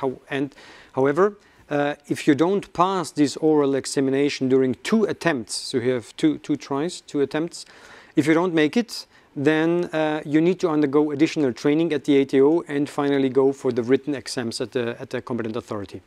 And with this skill test, then, including the theoretical with the theoretical knowledge demonstration as well, is that right? Yeah. So then, if you don't pass it during the oral examination, and then you need to go for additional training. Yeah. And then you need to go for the written exams with the competent authority. Yeah. Okay, that makes sense. So it sounds like a much more simplified process. You know, it seems really good. And just to kind of complete the circle here, you know, since we're mainly talking about the instrument rating, is there anything else covered by the BASA, other privileges that it's worth mentioning here, and anything else I've kind of forgotten in the discussion? No. As I said, I mean, we're particularly talking here about instrument rating. That's the overall topic. So I talked particularly about the instrument rating, but just to conclude in a nutshell, what is the overall scope of the BASA? As I said in the beginning, it's private aeroplane pilot licenses. So the overall scope is the private aeroplane pilot license or private aeroplane pilot privileges. So you could also, as I said before, come with a higher license, CPL, ATPL, but the conversion through the BASA will always end up in a PPL on the other side of the Atlantic. PPL and associated single-engine piston class rating, multi-engine piston class rating, single-engine instrument rating, multi-engine instrument rating, and also the night rating. That's it. Okay, that makes sense. So thanks for that one. And I think I'm looking at the questions. I can't see any specific questions on this. So while you're here, maybe it's a good chance to go through some of the questions that we had about the basic instrument rating, perhaps. And one specifically that I know we had, I'm just trying to find it in the list now. Where are we? Yeah, so we had somebody who'd asked earlier about the basic instrument rating for helicopters. Is there anything planned for helicopters at all in the future at this stage? We will. So we received such an input already, and this is something we will look into in the future in cooperation with the EASA rotorcraft safety roadmap. However, for the time being, there is not a particular time planning and not a particular date where we say, okay, here the basic instrument rating for helicopter will arrive. So it's still in the early planning stage, let's say. Okay, that makes sense. And actually, when it comes to the helicopter side of things, you know, it's worth mentioning perhaps, you know, we have a big strand of another strand of safety promotion that we're doing specifically with the helicopter community, and we actually also have a rotorcraft community site, and we're working with people from across the helicopter community, then with all of the manufacturers from Robinson, Leonardo, Airbus, Helicopter, Sikorsky, Bell, and basically across the spectrum of manufacturers with associations, particularly the European Helicopter Association, Heli Offshore is one of the kind of transport associations, right through to the National Helicopter Associations on safety promotion material, particularly for the helicopter community and targeted at that group. And, of course, it crosses, there's lessons on both sides. And what we always try our best to do is where we've got something we've talked about in the general aviation community and for the general aviation side that has a cross applicability to the rotorcraft side, we also then put that across into the rotorcraft community. So, if you're involved in GA rotorcraft, I'd suggest perhaps you look at both both community sites, but we always do try and cross-post things of relevance to the GA helicopter community in that forum as well. So it's perhaps useful to mention that one there. Now, another question we've got is, and we had a few questions kind of generally about this, is about the information that people need about the required content for the modules and the flight test that you talked about for the basic instrument rating. So maybe if you can say a little bit about where this information specifically is available, and then I can say a bit more about the promotion material. Yes, so the requirement, so the part of the rule has already been published some time ago. It's a new point in Part FCL. And associated to this point, the EASA has already published AMC and GM that further details the content of both the theoretical and also the practical flight training for the basic instrument rating. And you will find this AMC and GM for the basic instrument rating on our website in the regulation section. And although our website is very, very good, if you want to have it even simpler, you could also go to Google and type in AMC Part FCL Issue 1 Amendment 10, and you go directly there and you will find this publication. And additionally, we are also working on an update of our easy access rules document. Will come out within the next weeks, at latest during summer, where you will find all this material also in the easy access document. And from the safety promotion side, we'll also then be taking as much of the kind of key parts of this and making that available on a dedicated part of the GA community site as well, so that we kind of really highlight where the main parts of the material are available, hopefully to make things as easy as possible to find. And again, this is where when we post topics on the community site, you should be able to notice that there's the ability to add comments on the topics themselves. And if there's anything when you see on a particular topic where you think, well, this didn't fully answer the question that you came looking for or solve the problem that you were trying to solve, feel free to add a comment there to help us understand that perhaps we need to provide some more material or more information there to meet the needs of the wider community. Obviously, we've got a finite resource, so we can't do absolutely everything, but the more you tell us what you need as a team from us, the more we can help to support that from particularly the safety promotion side. We've got a few sort of follow-up questions then. One here, are DTOs allowed to deliver the basic IR? No, this is something which is out of the scope of the declared training organizations. You need an approved training organization for the BIR training. And then another one, is it applied for the LAPL or just for PPL? Just for PPL. Just for PPL. Excellent. Hopefully the answer on those two were clear. I think that pretty much covers. Let me just have a quick check. Maybe one thing to mention is we've got quite a lot of questions and what we're also trying to do is kind of cross-moderate so we don't fill up on the live part that people see with lots and lots of maintenance and other questions that we're going to talk about tomorrow. So apologies if we don't get to all of the questions that you've asked, and actually there are some also where I've kind of kept to one side, knowing we don't necessarily have all, we obviously can't get all of the experts that we need in the room here just for in practical reasons. So there's some I know there are other experts are working on. We'll keep to one side and we'll save all of these questions and post answers later in the community site when we know we can go to the right experts to get other answers. So hopefully that helps as well. So I think that's all the questions from. Actually, sorry, there's one more about the IR conversion process under the BASA that was presented. Is it possible to convert an instrument rating from EASA to FAA? Yes, so so it works in both ways. It's not a one way. So the BASA includes the, as I said, the reciprocal acceptance. So it goes from the FAA to EASA, but also it works exactly the same way the other way around. With the only difference, if you go with an EU PPL instrument rating to the EUS, you will, in the US, you will need to sit for 2 written exams in the subjects ALO and communication. But apart from that, the process is identical. Perfect. Thanks very much. And perhaps just one more comment to say. I know some people have kind of sent me messages as the moderator here on Slido, and some of those I've been trying to kind of type quick replies to privately as private messages back, just to provide a bit more clarity. So hopefully that helps. Just, you know, so if you have asked kind of a more kind of practical question rather than a general question to our experts, to me as the moderator, just check for my chat replies to you in the Slido as well. Hopefully that'll help explain things a little bit more specifically. So Christian, thanks very much for your time and for putting such a great set of answers together to all of the questions. Thanks very much.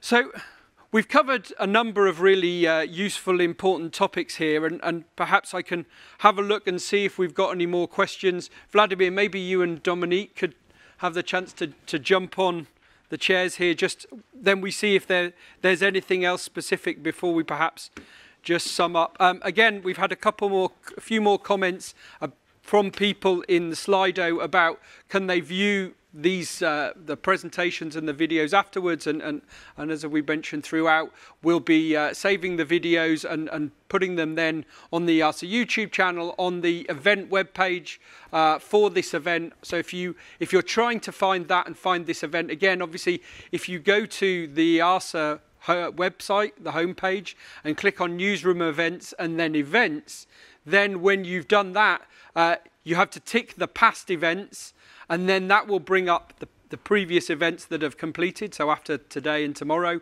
you'll then be able to find this event, which is quite easy because you'll be able to see then the pretty picture of the aircraft by the side of it.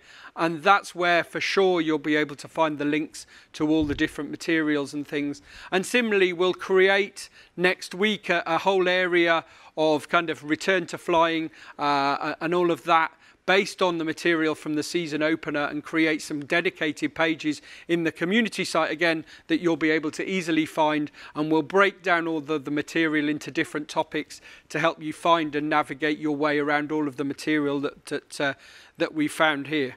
So hopefully that makes sense.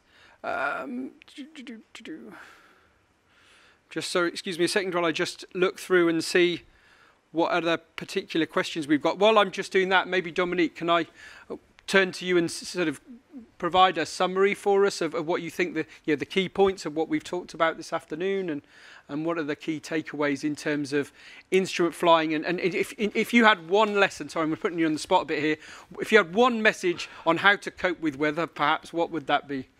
Well, the message is that really something is happening in Europe with an easier access to instrument flying. And we believe that this could be a motivation for many of you to go a step further, to restart training in an ATO.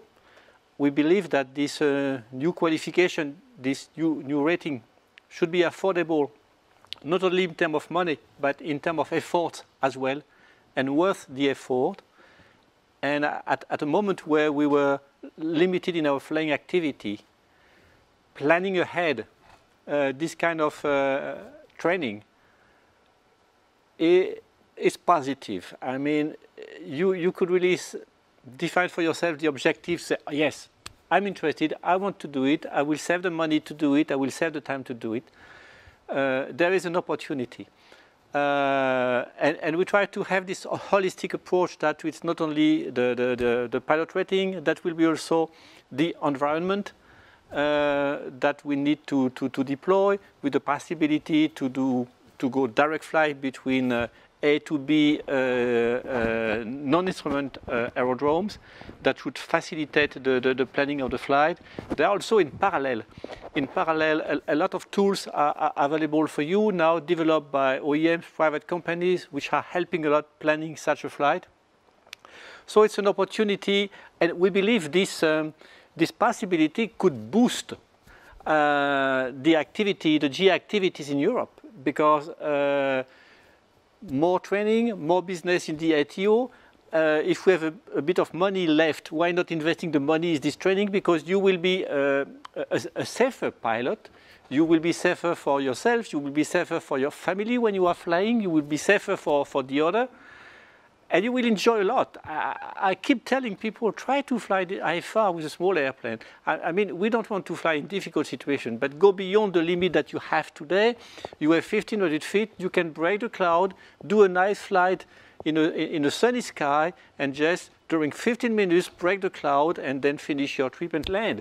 It's so relaxed, so easy. You will discover that the ATC for this kind of flying is very supportive. It's a new environment. So my message, please, take the opportunity and you will enjoy it. That's my key message for the audience. Thanks, Dominique, and perhaps Vladimir, if I turn to you, any final thoughts from your side about the key takeaways from this? Yes, no, John. I wouldn't put it better than Dominique. It's quite tough to follow, he covered all the aspects, but that's good actually. That's very good. And my message would be to NH with us, with those who are working on the novelties, on the new things. If you are interested, connect with us. We will try to guide you to the right place where these points are discussed. If you feel you can influence in a positive way, please feel free to join us on this journey. It's not only about passion. I really feel that we can bring some real improvements in safety in Europe. You will be more confident in the air flying IFR. The IFR flight is far more predictable to everyone. And of course, this predictability is helping many other aspects.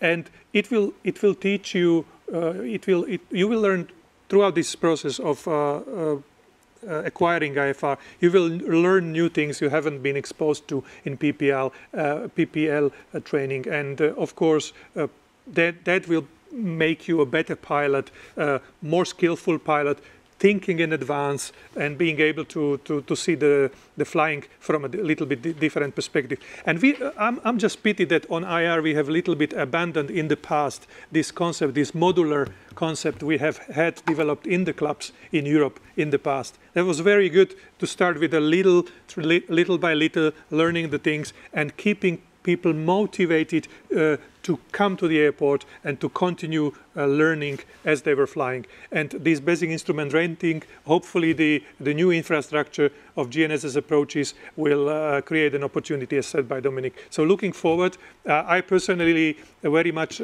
closely look forward to start basic instrument rating for myself. I have been IFR rated in the past. Now it's too long time ago. So I need to really go through the proper training, and that's a great opportunity for me to see that happen. Fantastic. Thanks for that, Vladimir. Maybe just to add something, because we mentioned it, but we can develop a little bit. It is competency-based, meaning that don't wait the 5th of September. You can start to document yourself, to read, to fly with your flight simulator, IFR procedure, get familiarized. Everything you can do yourself will help to reduce the number of hours you need to fly in the ATO. And there is a lot that we can do by ourselves to feel more comfortable when we start the official training. Fantastic. I think that's a good point there. And maybe hopefully just to finish off the last 2 or 3 minutes, just to close out some of the final kind of or few bits on Slido there is Richard, hopefully the questions you were asking about the BASA and things like that, about the US, the FAA, EASA agreements. Hopefully, I think Christian covered the questions that you'd answered within his presentation, hopefully. So that would be good. If not, if you've got any follow-up questions, drop them in the Slido, and we can come back to those later on. Luke, I saw that you'd asked earlier on this morning, or early on over lunchtime, about the flight instructor handbook and whether the draft could be made available, and we've had a few problems in the past where obviously the danger is that we had one situation where a draft was being developed with some people out in the wider community, and more people were using the draft than the final version, which creates a lot of challenges, and we want to make sure we provide the best possible product that's been properly tidied up and those kinds of things. So we've had a few challenges with that in the past. So we'll share the document as quickly as we can with all the other information. I know our colleagues in the Flight Crew Licensing Training Department have been working on that as a wider collaborative industry effort for quite some time now. So it's a good outcome on that one. Hannah, particularly, I saw your questions, your question and then your comment. So that's again one I'll take away and get an answer on as quickly as possible. I'm exactly the person best to ask that to, so they're just not here in the building today. So I'll come back to you on that, but just so you don't think we've forgotten you. And then similarly, also for the last one, we've had a number of questions on the medical side. And again, as you might imagine at the moment, our medical experts are particularly busy with lots of kind of COVID-related activities, amongst other things. So again, we work very closely continually with our medical experts. So we'll take the questions we've had on medical-related subjects, and we'll get some answers for those when they have the opportunity and post those on the community site. So hopefully that summarises it. And then just to finish, I'd like to particularly thank all of the colleagues, Christian, Marco, Vladimir and Dominique, for their participation. To all of the colleagues we've had from outside in other parts of EASA, and to the people this morning from Thomas from Norway and Yanni from Finland, and also Andreas in Austria, for all of the input and your support on that today.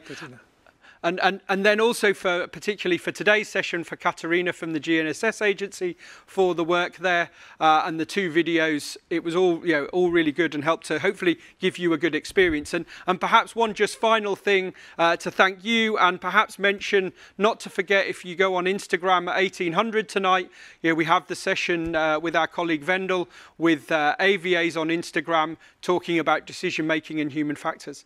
So thanks very much. We'll join again tomorrow at 10 a.m. where we'll talk about continuing airworthiness and maintenance. Thank you very much. Have a good evening. Take care.